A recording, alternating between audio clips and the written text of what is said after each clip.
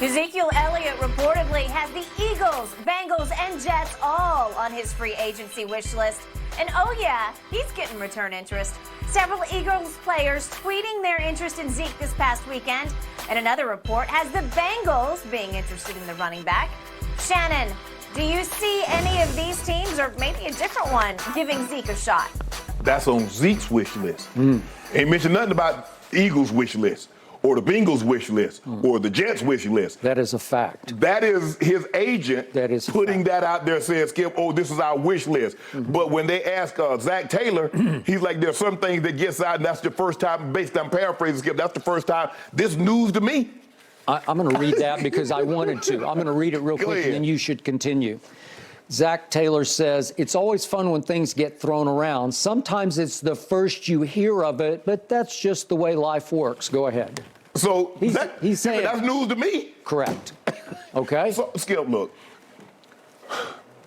I believe if the Cowboys thought Zeke had something left, Skip, they'd have renegotiated his deal because they didn't have to just outright release him. I believe they could have renegotiated a deal with Zeke downward and put some incentives in there. We're going to talk about with Odell and says, okay, Zeke, this is where we see you. This is where we think you are. We'd love to have you back mainly as a locker room presence. I also believe any team that signs Zeke, that is the main purpose, because I do not believe he's the guy that you like, man, he's going to change our life on the field. I believe his greatest value is in the locker room, because you heard the Cowboys and their players, how they spoke of Zeke in the locker room. Even Jerry spoke of that. Steven spoke of that. And so I think a lot of his value now, Skip, is more as a mentoring role, as a role of leadership in the locker room. But at the end of the day, Skip, how much is a guy that with those kind of mileage, with those kind of carries on his leg, what is he going to command? And is that something that's going to be palatable to Zeke? Could Zeke see himself, Skip, playing on a minimum contract and then have heavy incentives? I don't know. When he's been the guy, a high draft pick, an all-pro player, three-time Pro Bowl player. So, but he's at a different stage of his career now. And that's how teams look at him. So the question is, Skip, how much does he have in that body? And does a team believe that bringing him in adds value not only in the locker room but on the field? Skip, I think right now with the way it's set up, it looks to me that they probably want to make sure, let's see what we get in the draft. Because, Skip, I believe you can get a good back in the draft, second or third round, less mileage than you can with Zeke, and probably give you more bang for your buck. And if you get a guy in the second or third round, Skip, I mean, he's going to make less than Zeke. And we know, first of all, they've already devalued the position. So now I just don't see Zeke, and I hope I'm wrong, Skip, but I just don't see Zeke getting with a team prior to the draft now. Nor do I. Unfortunately, I have a whole lot to say about this, but first I got to give you your props, because going into last season, I said surely with Zeke effectively playing for a contract, because it was clear the Cowboys were going to owe him no more guaranteed money. So if he didn't live up to his contract, he was a done Dallas Cowboy. And you said, well, I think he's already done. And I said, well, surely he can muster it up and give us one last hurrah here for the money, for the deal, for his football life. And he was not capable. You know why? He's the equivalent of what we used to call a shot fighter in the boxing game. He's a shot fighter. He's give you a couple of good rounds, but it's like he hit the wall as hard as he used to hit holes. And this is right after Jerry gave him his money. It's been 3 years of decline. It's precipitous fall. And I look at last year, and it's horrifying to me what happened, because they were clinging to what Zeke used to be. They still gave him 231 carries last year, not to mention 248 touches. 231 carries for a career low 3.8 yards per carry. it's a crusher. Yeah. It's a loser. I don't know how you even began to overcome that. Well, I can tell you a good point. Why? Is because Tony Pollard broke out. So he carried it only 193 times, but every time he touched the football, it was 5.2 per carry. Every time he touched or caught the football, it was 5.9 yards per carry. So he picked up the slack from Zeke, right, who got 16 more touches than he had and 38 more carries than Tony Pollard had? Are you kidding me?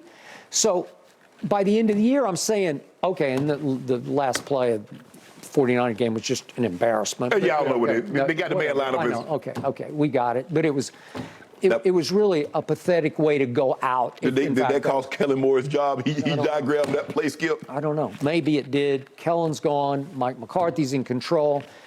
To your point, there's only one way that I see Zeke playing in the National Football League next year, and that's if these three teams his agent allegedly says he's trying to decide among. Well, Skip, you heard what the Eagles said, and go ahead and continue. Yeah. According to NBC Sports Philadelphia, the Eagles haven't had any talks with Zeke, and they're happy with the running backs they have right now. Okay. So that's two teams. Okay. And did you see what the Jets did? Did you see what their two running backs did on Friday, I believe? Breece Hall, who's coming off surgery, obviously. And Michael Carter, who was the fourth-round pick out of Carolina, who took over for Breece after he got hurt. They went back and forth at each other on Twitter, and Breece Hall's tweet was, "We good over here." And they deleted, but they were talking about Zeke. Right. And so they're looking at Zeke, and Breece Hall's 21 years of age, and Michael Carter's 23. They're looking at him as an old shot man, you know, like he's just done, right? What is Zeke, about to be 28? Yeah. About to be, but it's how, what's the mileage? What is the mileage? Okay, so did the Bengals make sense? Yeah, for the Zeke of 3 years ago, they made total sense because they lost Samaje Perine. Right. They got two former Oklahoma backs, and Samaje is now gone. He's indifferent. And he's good for you. Yes. And we're going to talk about your Broncos because they're about to start making some big noise under Sean Payton.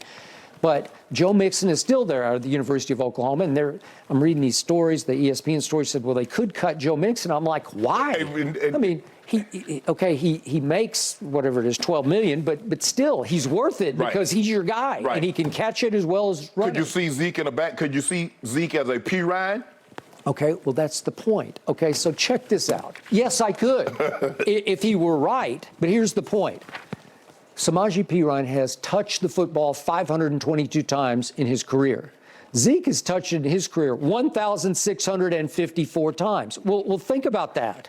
I'm sorry, I just did the difference. Zeke has touched it 2,186 times. That is 1,684 more times than Perine has touched the football, run or caught it. Right. Well, wait. That's at least 4.5 years worth of touches. Say 1,700 more touches. Well, the wear and tear on your body, and as you pointed out from the start, Zeke does not make you miss. No. Emmitt Smith was make you miss. Barry said it will make you miss. Emmitt Smith did not run to contact. He ducked and dodged contact. Exactly. He ran out of bounds. Yeah. And you couldn't blame him because he endured. Yes. He lasted. Right. But Zeke was run through contact. Well, you know, and I know there's a thing called the Earl Campbell syndrome in the league. Well, after a while, you're mortal. They will make you old fast. Yes. If you're going to play like that, it's noble. You want to talk about all man? You know, he showed you want to talk about guts and glory. Right. But all he can give you are 3 great years. Yeah, Skip. I don't recommend anybody play like Earl because I don't know if you've seen Earl lately, but it's not a pretty sight. Okay, so the other day, so the Eagles, Lane Johnson, Darius Slay, they're tweeting at Zeke like, come on, come join us. And I'm like, seriously? So I tweeted whatever day it was, I think it was Friday. Here's my tweet. Dear Eagles, please sign Zeke and give him 200 carries next season. You know why? Because I don't like the Eagles. I used to love Zeke, but do that. Do that for me because they lost Miles Sanders. Right. Okay. Yep. Okay. Way to go. I want to see you sign him. You Lane Johnson. Did you watch? Right. Okay. Well, he probably wouldn't watch the right tape, but Darius Slay watched the right tape, right? Exactly. I think the thing, Skip. You know, look, I mean, the offensive line, Philly, they're probably thinking, hey, you can put anybody back here and we're going to open holes. You know, we got, Kelsey's coming back, and you got Landon Donovan, and you got the big left tackle. I think they lost the guard, the right guard. I think he ended up going to Pittsburgh. Yep. But they're like, hold on, we open holes. It doesn't matter who's back there. We just open holes. We do what we do. Well, Zeke closes holes, and he closes them quickly. And it's, Shannon, it's 1 yard and a cloud of dust. The old cliche is 3 yards and a cloud of dust, but mostly it's 1 yard and a cloud of dust. And how many times did they open a series, open a drive with Zeke up the middle for 0? And you sit back and say, it's 2nd and 10. Right. You know how hard 2nd and 10 is? It's like, oh, yeah. You want to talk about behind the chains, and it's psychologically, as you well know, it puts you behind the mental chains. Right. Like, it's 2nd and 10. Okay, maybe we could complete a 7-yard pass to make it 3rd and 3, but you're fighting uphill. Maybe it's just me, and then let me know what you think. Does it seem like Zeke is more interested in getting a deal done quickly, opposed to these teams looking to get a deal done with Zeke quickly? It seems like he's in a bigger hurry than these teams are. I think his agent is in a big hurry to create a market ahead of the draft. Right. Because if you get to the draft and he's unsigned, well, Bijan Robinson is up there at the top, and God knows how many other backs will go in the 3rd round or the 4th round that somebody has fallen in love with. They have fresh legs, they have fresh bodies, and they don't cost. Right, and that's the thing, though, Skip. But here it is. Here we are. We're about to head to April. The draft is in what, 3 weeks? Yeah, close enough. Okay, so now, Skip, I've already done my due diligence. I might as well just go ahead and wait this thing out and see if I can get one of these top 10 backs. I'm not saying Bijan probably the only one that's going to go in the 1st round. He will. But with that being said, Skip, there's still probably 8, 9, 10 guys that's going to go somewhere between 2nd and 5th round that I probably like. I can get more out of them than I can Zeke, because at the end of the day, Skip, I'm basing this on what I believe Zeke can be moving forward. Not on what he's done in the past. Agreed. Because we saw what he did that first 3 years, but then look at the next 4 years and you tell me they're comparable. Yeah. So when the Eagles are tweeting at Zeke, it reminded me of Russell Westbrook. It reminded me of LeBron and AD saying, hey, come on over here. Right. We got this. Well, you're living in his past, and it's not exactly apples to apples here, but because Zeke is a really good teammate. And that's a shock to me that he became that, because he was so troubled off the field in his first couple of years. And then he turned into a model teammate. He grew up, Skip. He just grew up, and he became, dare I say, I think he was the leader of the football team. I got the feeling even a little beyond Dak, he was the leader. He was Dak's best friend. He was Dak's sounding board. He was Dak's sort of, wingman in a way, like emotional wingman. Okay, those are all big, great things, which is why I believe this thing will come back full circle, as you suggest, and at some point, Jerry will say, you know what? If he'll come back here for the minimum, okay, let's take a shot. If he will agree that Tony Pollard is now the man in the running back room, then let's give him a shot. If we can use him on short yardage and goal line, let's give him a shot. But he's going to have to be 1,000% happy with that, and I'm not sure he would be. As you know, it'd be like in your situation, you're one of the leaders, if not the leader of, let's do the Broncos. And then what if on your last legs, you come back in as a minimum wage veteran backup tight end? Well, can you not be Shannon anymore? No, that wouldn't be. That would happen. Skip, I ended up going back to Denver. Okay. And I just you did. I did. I mean, you weren't on your last leg. No, I still had some juice left, Skip. And when I just told Mike, I said, well, Mike, how do you see me? I said, I'm not no backup. No. He's like, no, 84, no, we don't see you as that. But what we want you to be is fresh. We're not going to ask you to play the number of plays that you would normally play. Cool. Okay. Zeke still has mystique, because for his first 3 years in this league, he led the league. Led the league in rushing yards per game. Right. He had the suspension in year 2.